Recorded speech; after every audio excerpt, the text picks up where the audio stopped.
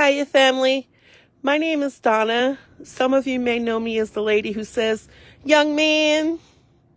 We're in part 7 of The Science and Fine Art of Fasting by Herbert M Shelton.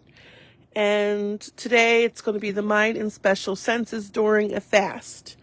And just give me 1 minute just so I can share this to our private group.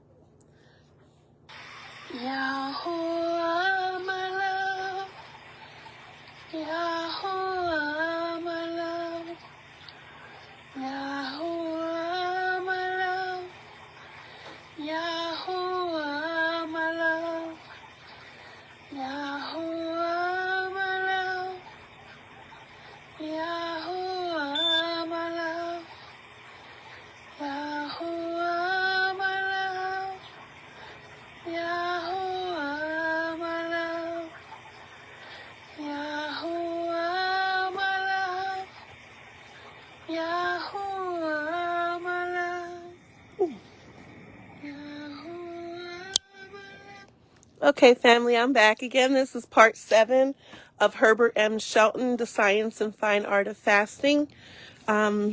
I'm just going to be not even an hour because young man is supposed to be going live, so I definitely do not want to miss our scripture studies, family.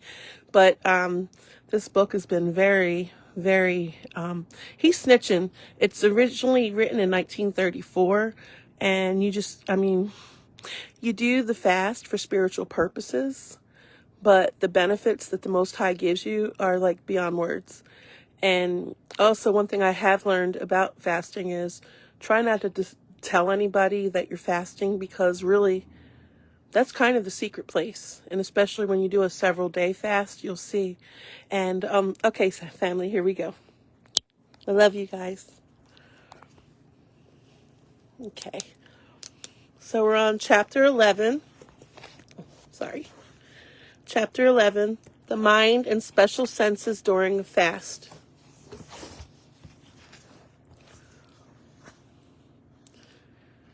The mental effects of fasting have been known for ages and have been much discussed by all writers on fasting. A few years ago, a group of young men and women at the University of Chicago lived for 1 week without food. During this period, they attended their classes and engaged in their usual sports. Following out their usual routine. Their mental alertness was so much greater during the period that their progress in their school work was cited as remarkable. Several repetitions of this experiment, always with the same results, proved that this was not exceptional. Just give me 1 second, family. I have to wear glasses when I'm reading, and it's fogged up, so I'm sorry. What not to do during a live. Yeah, sorry, family. Here we go. Okay. Sorry about that.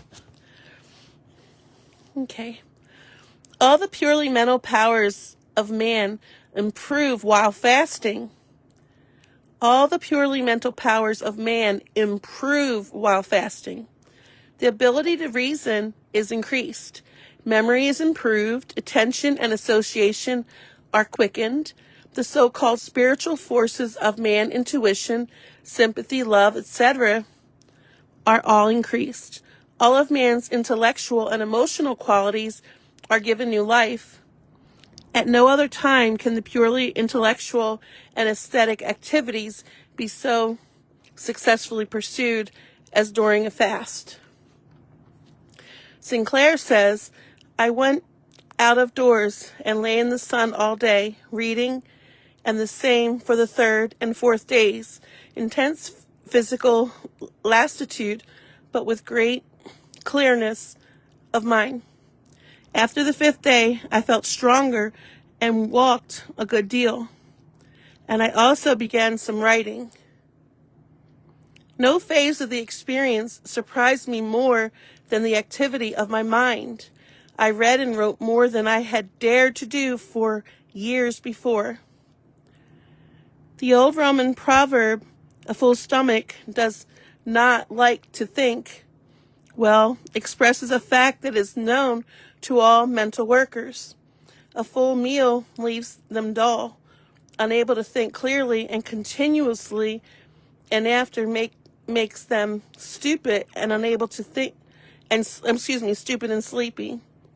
Mental workers have learned to eat a light breakfast and lunch and have their heavy meal in the evening after the day's work is done. When I was a high school boy, I used to miss a meal entirely when I knew I had an examination ahead. At that time, I knew nothing of fasting, but I had learned that I could think better on an empty stomach. These facts are due to physiological causes. Large amounts of blood and nervous energies have to be sent to the digestive organs to digest a meal. If these energies are not required there, they may be drawn upon by the brain in thinking. In my experience with fasting, I seldom see any increase in mental powers at the beginning of a fast. This is because we deal with the sick, and these people are all inebriates and addicts, food inebriates, coffee and tea inebriates, tobacco and alcohol addicts. As soon as these things are taken from them, they suffer a period of depression with headaches and various slight pains. After a few days, that is, when the body has had sufficient time to readjust itself and overcome the depression, the mind brightens up. The special senses also become acute. Levinson says, but if physical strength is not lost during a fast, the mental power and clarity are extraordinarily increased. Memory develops itself in a wonderful way. Imagination is at its best. One of the most remarkable things about the fast, one that impresses patients and even more than the physical gains made while fasting, is the mental benefit that accrues from a period of abstinence. The clearness of the mind, the ease with which previously difficult problems can be handled, the improvement of memory, etc., all surprise and please the patients. These improvements must be attributed to the clearing of the brain of toxins. That is so true, family. I received euphoria. I never did drugs, but I'm telling you, I could never describe how happy I was. It was total euphoria. The almost universal testimony of fasters is that their mind becomes clearer and their abilities to think and solve intricate problems are enhanced. They are more alert and their minds seem to open up in new fields. This increase in mental power may not manifest in the first few days of the fast due to the fact that when patients are taken off their coffee, tea, alcohol, stimulating vans, etc., there is likely to be a general physical and mental letdown. But after a few days, reactions set in and they improve both physically and mentally. Experiments on students have shown that short fasts greatly enhance mental powers. Why should fasting result in an increase in mental abilities? Primarily, I think, because it affords the body an opportunity to throw off its load of toxins. Hence, the brain is fed by a cleaner bloodstream. Secondly, I think that the rest of all the functions of life that fasting provides supplies the brain with more power to think. Who can doubt that modern living tends to dull the mental powers, especially our national drug addictions and our almost universal overeating tend to reduce mental abilities. And this was written in 1934, family. Imagine what this author would say now. Spiritual powers. A few words about the effects of fasting upon the so-called spiritual powers may be appropriately introduced here. In detailing his experience during his 40 days fast, taken some years since, Dr. Tanner said, my mental powers were greatly augmented, to the very great surprise of my medical attendants, who were constantly on watch for mental collapse, which was freely predicted. If I persisted in the experiment until the 10th day, about the middle of my first experiment, I too had visions like Paul of old. I seemed to be intromitted to the third heaven, and there saw things which not even the pen of Milton or Shakespeare could portray in all their vivid reality. As a result of my experiment, I came to comprehend why the old prophets and seers so often resorted to fasting as a means of spiritual illumination.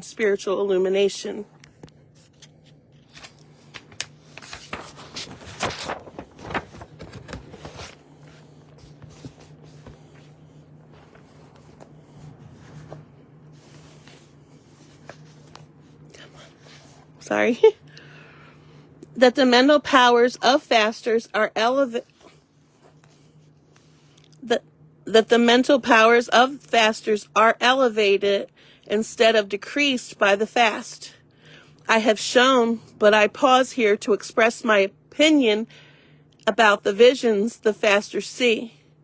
They are, I believe, due to hysteria or auto-hypnosis. They are seen by people who are called psychic, which means they are easily swayed by suggestions, particularly auto-suggestion. Fasting tends to increase temporarily their suggestibility, and for this reason, was and is employed by all mystic religions for purpose of illuminations. Autosuggestions during the religious fast take the form of frequent and repeated prayers. To add to the religious power of the fast, sexual desires disappear and thoughts of sex cease to obtrude upon the mind.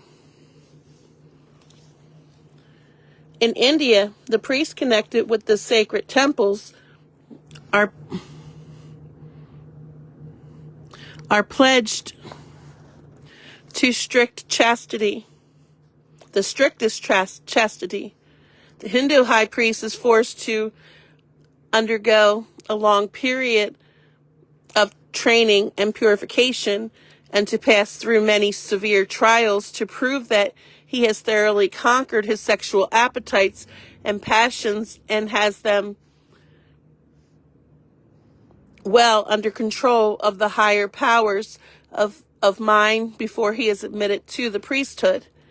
In these days, when the fallacies of psychology and psychoanalysis are on the lips of everyone, and when feminine leaders declare chastity and continence to be neither desirable nor practicable, and insist that they would be harmful if put into effect, methods of attaining self-control in matters of sex are frowned upon.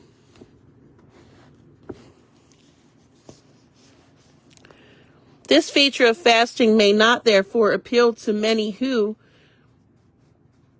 read these lines. Fasting does increase one's control over all his appetites and passions, and this will account in some measures for its use by high priests and others in the religions of old. Insanity. Nowhere does the beneficial office of psychological rest in enhancing mental clearness show more clearly than in fasting by the insane. I shall have more to say about this in a future chapter. Here, it is necessarily only to deal with it briefly. The common practice is to feed nervous patients all the good, nourishing food they can be induced to swallow. If they are deprived of food and their accustomed stimulants, there follows a period of depression and an increased nervous irritability. Feeding and drugging smother these symptoms, just as a dose of morphine relieves the addict who is suffering from forced abstinence from his drug. And this leads physician and patients to believe he is improved thereby. Yet these very measures so frequently employed to cure are often the cause of nervousness. If such patients are permitted to fast for a few days, a remarkable change occurs in their mental and nervous systems. One example must suffice. A young lady once consulted me. She was so extremely nervous that if her husband only pointed his finger at her and said, "Boo," she would become hysterical, laughing and crying alternately for some time before she would finally regain composure. A little noise in the house or outside at night frightened her. She was placed on a fast. It lasted only a week, but her nervousness was completely overcome in this short time. Nothing frightened her anymore, and nothing would cause her to become hysterical. Kellogg suggests a bland diet in case of insane persons who refuse to eat and must be nourished by tube feeding. I helped care for one such case, and we permitted him to fast. For 40 days, he continued to refuse food. Then he developed an uncontrollable hunger and would invade the kitchen. If not watched and get food at all times, the young man made great improvement both mentally and physically, and was able to run and also to put up a stiff fight when efforts were made to restrain him in some of his actions. He committed suicide before his recovery was complete, however. Insanity is frequently overcome while fasting, and practically all cases are improved by the fast. Max Nordau declared, "Pessimism has a physiological basis. It really has what we call a pathological basis, and this is removed by fasting. Many cases of paralysis of the throat, legs, arms, and other forms of paralysis have yielded to the kindly influence of fasting." Dr. Kritzer followed the lead of the late Dr. Henry Lindlar, warns against fasting in mental, nervous, and physic diseases. "Beware of an empty stomach. In melancholia," he said, for the patient's constant brooding causes a congestion of blood in the brain, and unless the blood is withdrawn through the process of digestion, the chances of aggravation of the mental symptoms are increased. All persons negatively inclined physically, mentally, or physically, the sensitive types, would fare better on a properly balanced diet rather than fasting, even though for short periods. All of us deplore the mixing of occultism and spiritualism with physiological and dietics. I once placed on a fast a psychic woman who had previously been warned that a fast would ruin her. She improved steadily during the fast and went on to good health. I do not hesitate to fast nervous and mental cases, and always with good results. Dr. E.R. Morris tells of placing a woman on a diet of strained orange juice who had been insane for 8 months and treated by eminent neurologist. In 7 days, the girl called for food, and in 6 weeks was normal. She was psychic. Dr. Kritzer says the ill effect of prolonged fasting upon the nervous system is, however, more pronounced and of longer duration. Indeed, the individual drifts into a negative condition, becomes irritable, and extremely sensitive. It often requires years of careful living in order to successfully overcome the shock received by the nervous system after an injudicious long fast. Dr. Kritzer has not been studying fasting, but a mixture of fasting with hot and cold baths, spinal manipulations, massage, electrical treatment, psychotherapy, and other such forms of destructive nonsense. Fasting does not produce the effects he attributes to it. The depletion of the nervous system he and others write about is due to the insane abuse in the form of so-called treatment to which patients are often subjected in most drugless and semi-drugless institutions, and often occur in patients that are fed. Those who obtain the best results from fasting and properly dieting, too,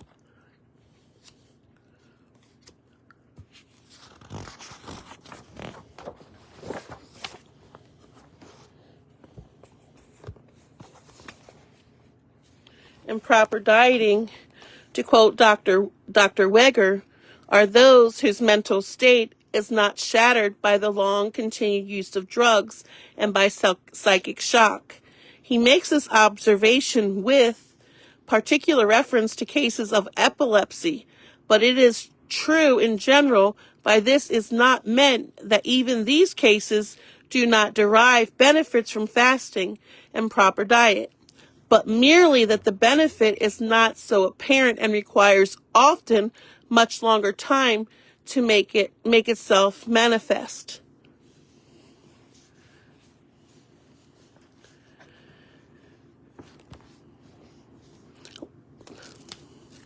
Lennox and Cobb of the Harvard University Medical School experimented with fasting in epilepsy and reported that, except in one patient, that was little permanent effect on the seizures. They found that in the majority of the cases, the seizures were entirely absent or were greatly reduced during the fast, but that these returned with the resumption of eating. This experience is wholly out of keeping with my own. I shall make a few remarks concerning the essentially negative results of fasting, which they report.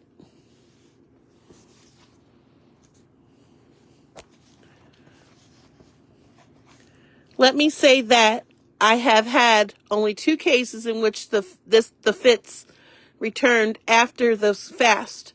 I recall one case, however, which was in a sanitarium with which I was connected. This patient had 2 fasts of about 20 days each. The milk diet was employed after each fast. It was found that if more than 6 quarts of milk were consumed in one day, a seizure would result. It was also found that if he was given milk for 6 days and no food of any kind on the 7th day, he would go for long periods without trouble. But as soon as he took milk on the 7th day, he had a seizure. This case very forcibly illustrates that the relation of eating habits to the disease. Another of my cases that has been having 1 and 2 seizures a week did not have 1 seizure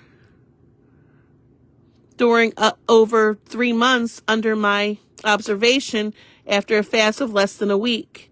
The fast was followed with proper observation after a fast of less than a week. Oh, I'm sorry, I messed up. The fast was followed with proper diet and living reform. The fasting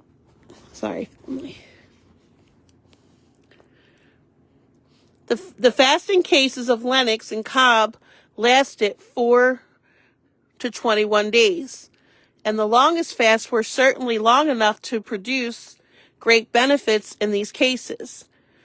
They think that if fasting were employed in the early stages of the disease, the results might be more encouraging. They also say that it would be strange if an acute therapeutic dieting measure should give lasting results in chronic conditions like epilepsy.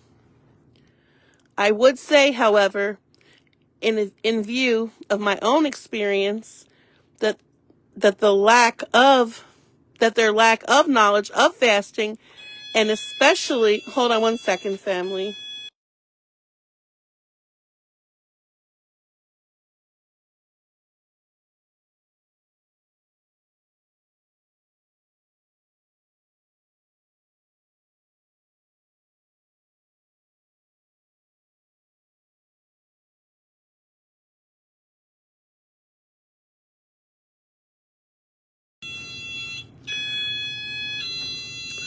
Sorry about that, family.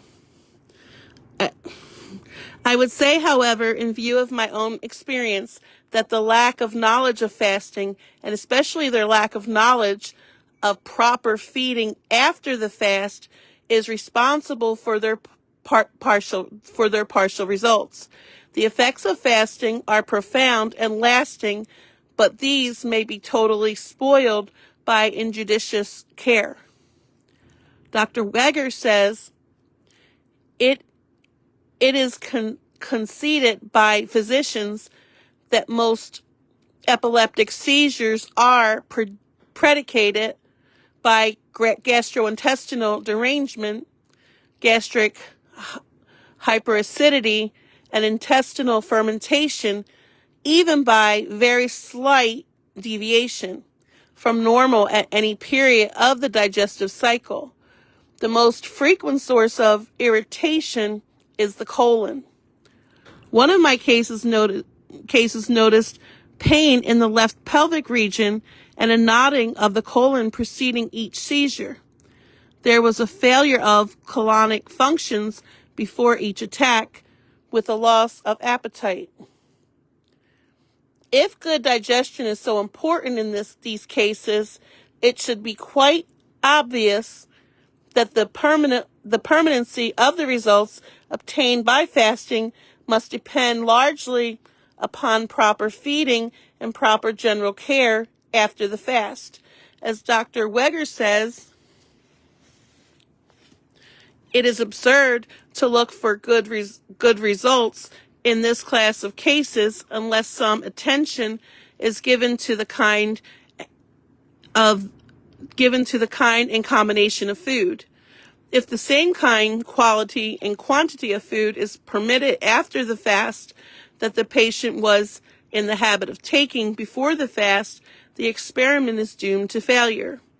Fasting and prayer were prominent among the remedies employed by the ancients in epilepsy. Dr. Rabigliati says that the best remedy for epilepsy consists of a careful restriction of the diet.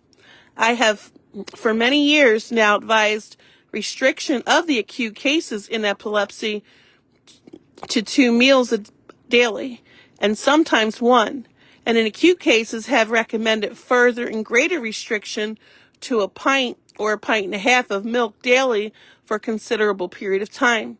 Fasting, in fact, seemed to be of very great efficacy in the treatment of epilepsy. Abnormal schism. Dr. Henry Lindlar conjured into being a condition to which he applied the term abnormal schism, which he said often resulted in certain types of individuals when these fasted for prolonged periods. I have found no reference to any such mental aberrations in the writings of any other man who has had great experience with the fast, and I have seen nothing resembling it in my own practice. Nonetheless, as conclusions based on Lindlar's statements about this condition have recently been revived by the authors of Basic Naturopathy, a textbook for students of naturopathy, I think it wise to consider his statements before going into it more in detail. Let me say that I once heard a student ask Dr. Lindlar if he had ever thought of these examples of abnormal schism as crisis. Instead of giving the student a direct and candid answer, he delivered a lengthy talk on the difference between theory and experience. Yet, he did not disassociate his experience from his theory, or, since it all stems from the darkened seance room, which magic, sleight of hand, and many mechanical devices are employed to play upon the credulity of the people, had we not better call it superstition rather than theory.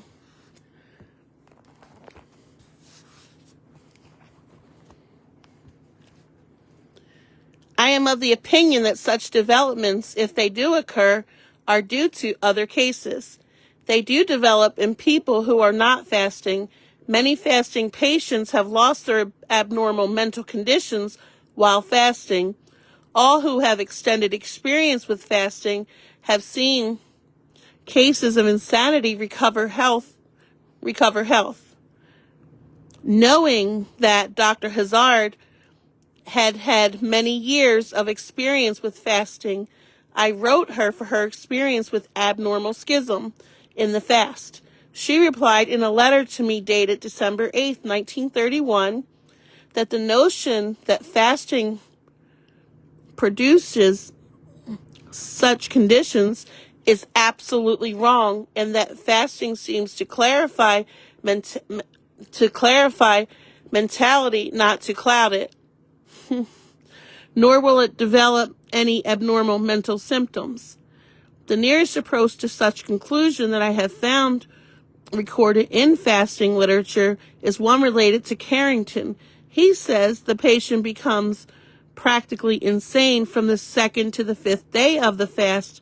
Normal conditions. Shalom, family.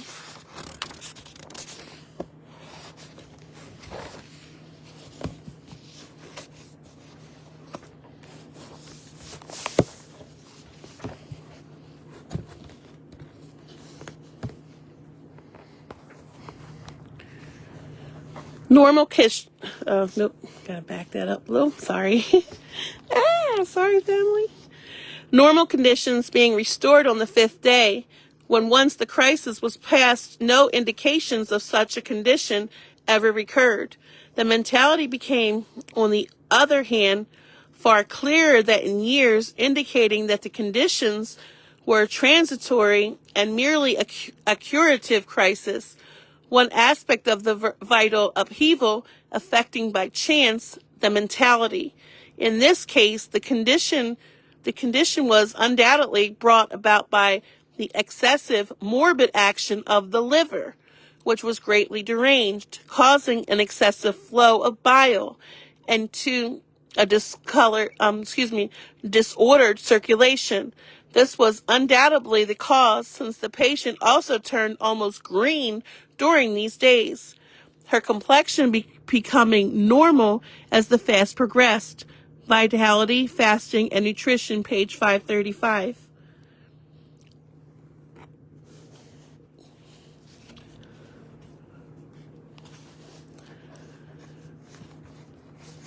Oh, come on. I'm sorry.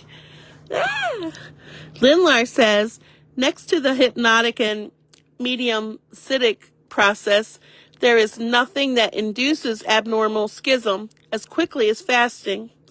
During a prolonged fast, the purely animal functions of digestion, assimilate, and elimination are almost completely at a standstill. This depression of the physical functions arouses and increases the physic functions and may produce in the emotionalism and abnormal activity of the senses of the spiritual body. The individual thus becomes abnormally clairvoyant, clairaudient, and otherwise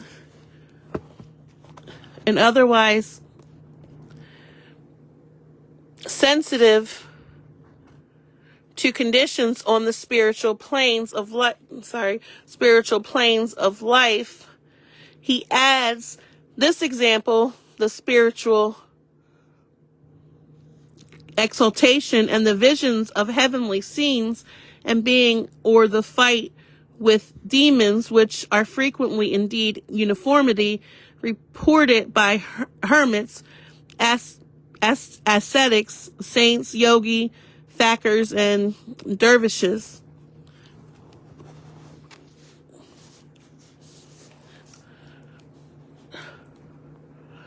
Unhesitantly, I pronounce this mere twaddle in more than 30 years of experience in fasting, patience in all conditions and at all ages of life. I have never seen a single development such as he here describes. I have conducted well over 25,000 fasts, ranging from a few days to 68 days in duration. Men, women, and children, the stolid and the high-strung, the atheist and the religious, the nervous and the mental sufferer, and others have been among those who have fasted under my care, and none of them has ever been clairvoyant or clairvoyant. None of them has become sensitive to conditions on any hypothetical spiritual planes of existence.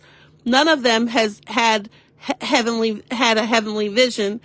None of them has had any fights with any devils, nor has any of them ever been hypnotically controlled by positive intelligences, either on the physical or on the spiritual plane of being. Hypnotism or mediumism. Lindlar frankly believed in demonic obsessions or possessions, or, as he also phrased it, spirit control. He says spirit controls often force their subjects to abstain from food, thus rendering them still more negative and submissive. He thought it little short of criminal to place persons of the negative sensitive type or prolonged fast, and thus to expose them to the dangers just described. Theoretically, a vegetarian, although reported frequently to indulge in flesh, Lindlar says that these negative and sensitive people need an abundance of the most positive animal and vegetable foods in order to build up the strength, their physical bodies, and their magnetic envelopes, which form the dividing, protecting walls between the terrestrial plane and the magnetic field.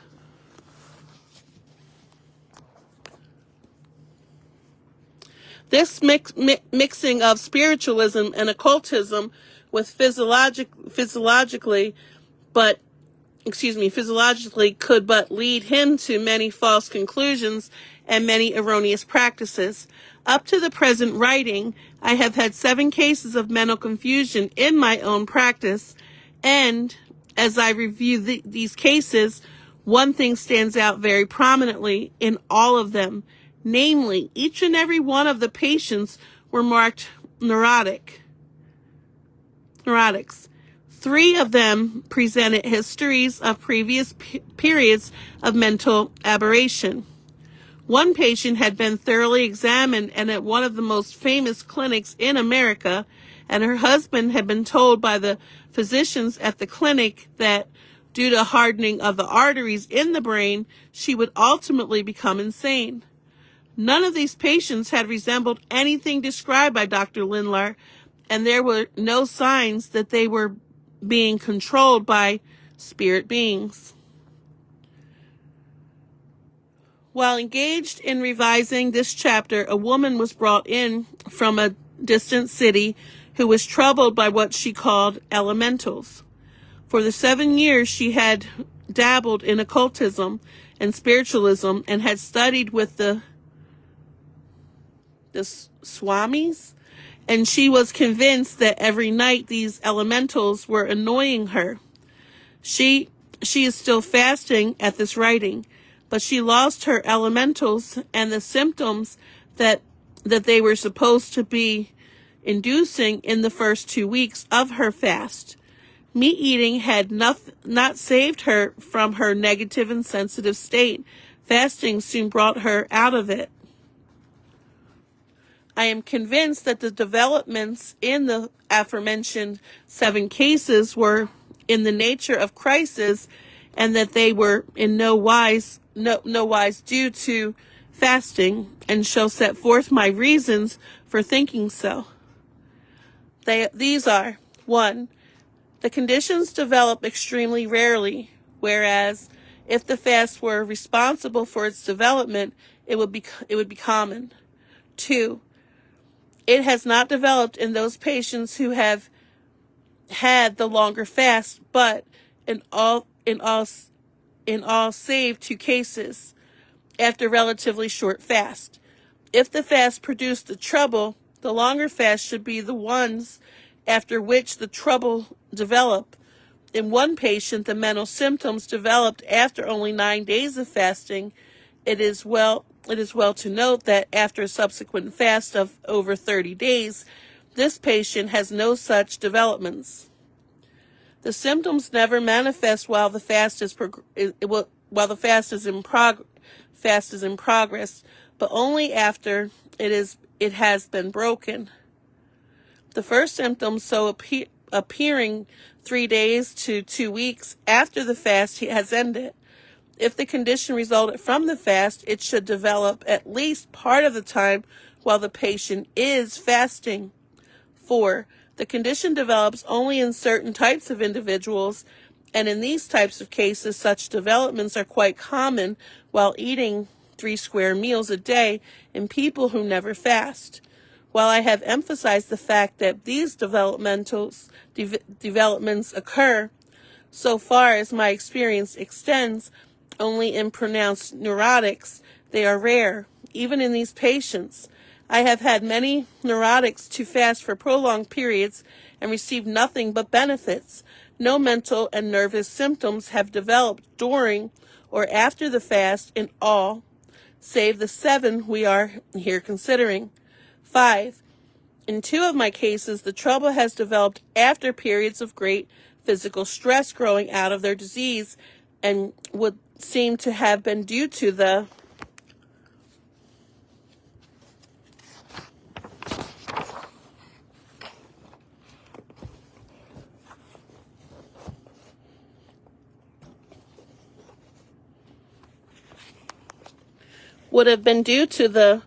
drain placed upon them by their diseases.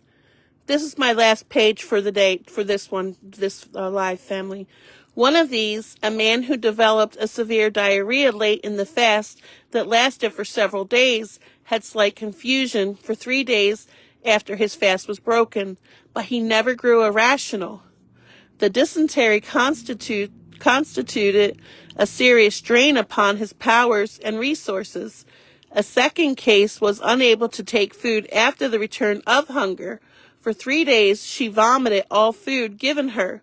Therefore, she was able to retain food, and after she had begun to eat, she developed mental symptoms that lasted for about 3 weeks. Number 6. Certain of these patients who had such disturbances before fasting have had none since. This is to say, the trouble that followed breaking the fast was the end of their mental troubles.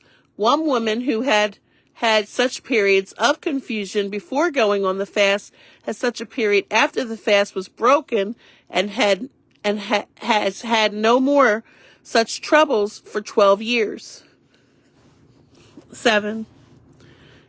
In one case, at least, the clearing up of the mental symptoms has been accompanied with the disappearance of other symptoms that were of long standing. This woman, a neurotic, psychotic, and drug-poisoned patient, became confused 3 days after her fast was broken. She had such periods before fasting, and remained so for a period of about 7 days. When she became normal, certain subjective head symptoms, of which she had complained for over a year, were gone and did not recur. Number 8. Most of these patients are now holding responsible positions and are enjoying the good mental health. There is no means of proving that these people would have had these developments at the times they did had they not fasted. But I think the inference is plain that they would have. In at least 4 of these cases, previous such periods while eating point in this direction.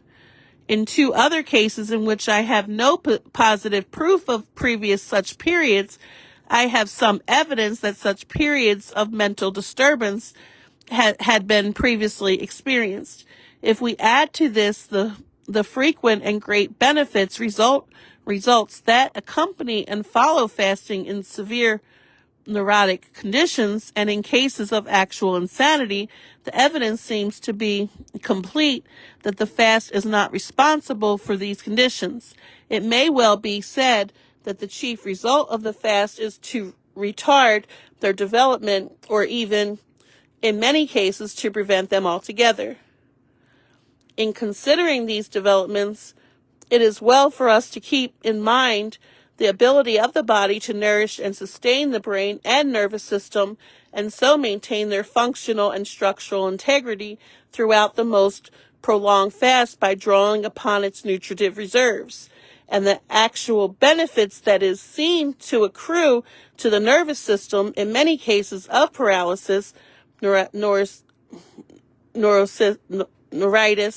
and neuralgia, various neurosis, and even in insanity while fasting, even prolonged fasting, all of which should strongly indicate that the brain and nerves are not injured. Well, that's it for this for now, family, because young man, he's going to be coming on live soon, and I do not want to miss the scripture study. I know you don't either.